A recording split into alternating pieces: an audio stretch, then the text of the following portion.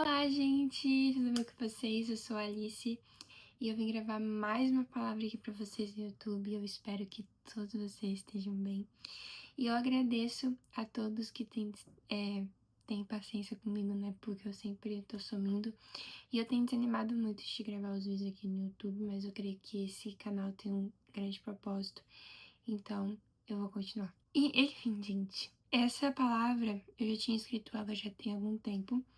E eu vim gravar aqui pra vocês, né, sobre um assunto que tocou muito meu coração e eu creio também que vai tocar o seu. E, enfim, gente, eu escrevo devocionais lá no Instagram, devocionais diários. Por enquanto eu tirei um tempo do Instagram, mas eu vou voltar. E quando eu voltar a fazer os devocionais, eu posto aqui na comunidade do YouTube. E eu vou comunicar também todas as minhas palavras, eu vou comunicar que eu tenho os devocionais no Instagram. E, enfim, gente, eu agradeço a todos vocês que me acompanham aqui no YouTube. Peço perdão pela minha voz, tá um pouquinho difícil hoje, mas enfim. Eu vim falar com vocês sobre uma palavra que tem o tema Eis-me aqui, baseado no capítulo Jeremias 1:5, né? Eu vou ler para vocês aqui para vocês, Jeremias capítulo 1, do versículo 5. Antes de formá-lo no ventre, eu o escolhi. Antes de você nascer, eu separei e o designei profeta às nações. Jeremias é um profeta muito famoso na Bíblia. Eu amo o livro de Jeremias, eu amo como ele foi rejeitado e como ele era uma pessoa muito solitária, né? E o chamado de Jeremias foi muito solitário porque ele era um profeta de Deus. Então, tudo que ele falava, muitas pessoas não concordavam. Infelizmente, ele foi tratado muito mal por causa disso, né? Então, por que essa palavra tem o tema de eis-me aqui? Porque quando Jeremias recebeu o chamado de Deus, ele também se sentiu incapaz, porque ele não tinha muita influência, né? Jeremias não se sentia como uma pessoa que merecia aquilo. E realmente, gente, a gente não merece, né? Deus, ele nos dá dons que nós não merecemos, né? A graça é imerecida. Através da graça que nós recebemos dons, porque Deus, ele quer nos dar dons, porque ele nos ama e porque ele quer nos usar para resgatar mais almas para ele. Então, Deus, ele nos usa para resgatar mais almas para ele. Então, a gente não merece esses dons, né? E Jeremias se sentiu assim, mas Jeremias, ele se posicionou.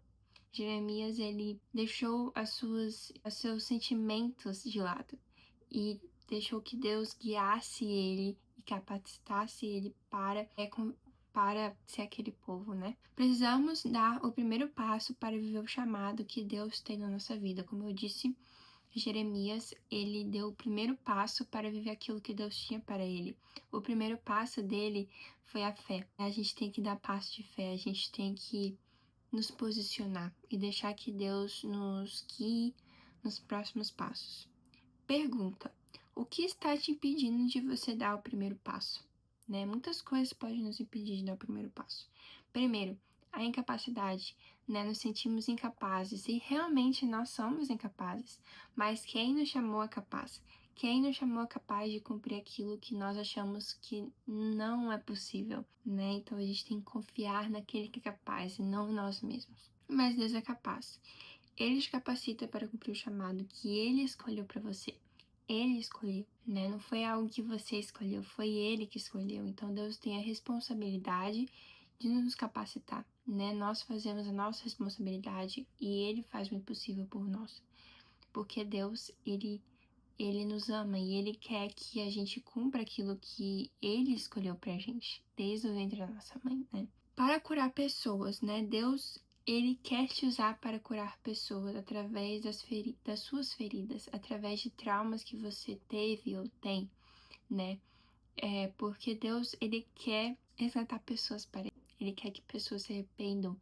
Ele quer que as pessoas tenham um encontro com ele, porque o desejo de Deus é salvar a todos, né? Infelizmente, tem pessoas realmente que são difíceis, pessoas que realmente você olha para essa pessoa não tem mais jeito, mas para Deus nada é impossível, porque se ele te salvou, ele também pode salvar outra pessoa, né?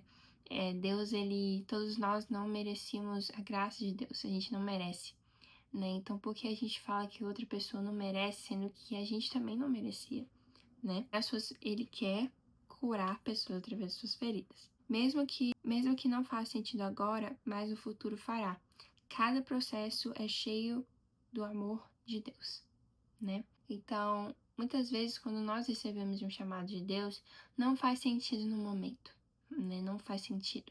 Para mim também não fez sentido, né? Eu fui percebendo que fazia sentido depois de alguns processos que eu vivi e que estou vivendo, e que isso foi me capacitando para viver aquilo que Ele quer na minha vida, né? Deus, Ele te capacita. Deus, Ele quer que você viva aquilo que Ele tem para você, né? Então não fez sentido para mim. Quando eu recebi meu chamado, não fez sentido para mim, tipo assim, que eu não vou viver isso, né? Mas depois que eu fui caminhando com Deus, Ele foi me guiando, foi me conectando com pessoas. E até hoje, eu olhando para trás, eu fico, meu Deus, tipo, realmente tudo tá se encaixando, né? Então, quando você recebe o chamado não faz sentido, mas depois você vai ver que faz sentido e que todas as pecinhas estão se encaixando, né? Então a gente tem que ter fé e confiança em Deus. A fé e a confiança em Deus é que move a montanha do medo, né, da incapacidade, do medo de você não conseguir cumprir, né, do medo de você não conseguir ser quem o Senhor quer que você seja. E isso não é uma forma de, tipo assim, você se sentir pressionado, né?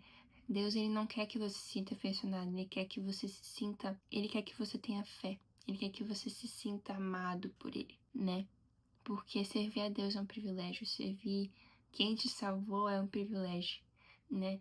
Porque ele sempre te capacita, ele sempre tem essa forma de fazer você se sentir amado. E é lindo, né? É lindo saber que tem alguém te capacitando. Essa foi a palavra, gente, foi bem pequenininha, mas eu creio que vai tocar o coração de alguém, né? Enfim, gente, pega o exemplo de Jeremias, de Isaías, né? Em Isaías 6, Isaías fala: Eis-me aqui, né? Deus estava procurando alguém para ir, né? Contra aquele povo, para ir falar as palavras que Deus tinha para aquele povo. E Isaías falou: Eis-me aqui, né? E Isaías também se sentiu incapaz. E Deus purificou os lábios de Isaías. E ele foi lá e falou várias e várias profecias para o povo de Israel que estava rebelde, né? Que estava super rebelde, que estava de um jeito totalmente no buraco, assim. Então, pega o exemplo de Isaías, pega o exemplo de Paulo, pega o exemplo. Pedro negou Jesus 3 vezes. E Deus ainda teve misericórdia de Pedro, e Pedro foi quem fundou a igreja apostólica, né? Então, assim, a primeira igreja foi através de Pedro, e Pedro era um homem muito difícil, né? Mas mesmo assim, Deus capacitou ele, Deus teve misericórdia da vida de Pedro. E Paulo, que era perseguidor de cristãos, ele já matou vários cristãos. E Jesus teve misericórdia dele. Jesus foi até ele pessoalmente, né? Então, tipo, a gente tem que entender que Paulo, quando ele viu Jesus, ele se assustou, né? Óbvio. E Paulo, ele entendeu que a glória de Jesus, a glória de Deus era maior, sabe? Do que aquilo que ele estava vivendo. Então, ele abandonou tudo que ele tinha. E Deus capacitou Paulo, né? Paulo não merecia aquilo. Foi a graça de Deus que resgatou Paulo. Então, nós também não merecemos, né? Nós também somos pecadores, todos os dias nós pecamos e às vezes nós nem percebemos. Mas Deus, com a graça dele que renova toda manhã, a misericórdia dele que renova toda manhã, o amor leal dele nos capacita todos os dias para ser mais parecidos com ele e para resgatar pessoas para ele também, né? Então, a graça é algo imerecido. E quando nós caminhamos com Deus, né, o resultado disso, que a gente vai se tornando mais parecido com Ele através da graça, é que outras pessoas também vão começar a seguir a Ele, porque elas vão ver algo diferente, a glória de Deus que é maior, né? Então, é isso, gente. Essa é a minha palavra, né? Foi bem pequenininha, mas eu creio que vai tocar o coração de alguém. E é isso, gente. Que Deus abençoe vocês. Eu espero que vocês estejam bem e a paz do Senhor, né, esteja com vocês durante esse fim da semana, né? E é isso, gente. Que Deus abençoe.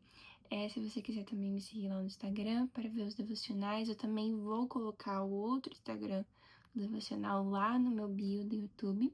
Então vai lá, gente. É muito bom. Os devocionais têm tocado muitos corações. Então, que Deus abençoe vocês e que Deus esteja com vocês todos os dias, firmes em Cristo.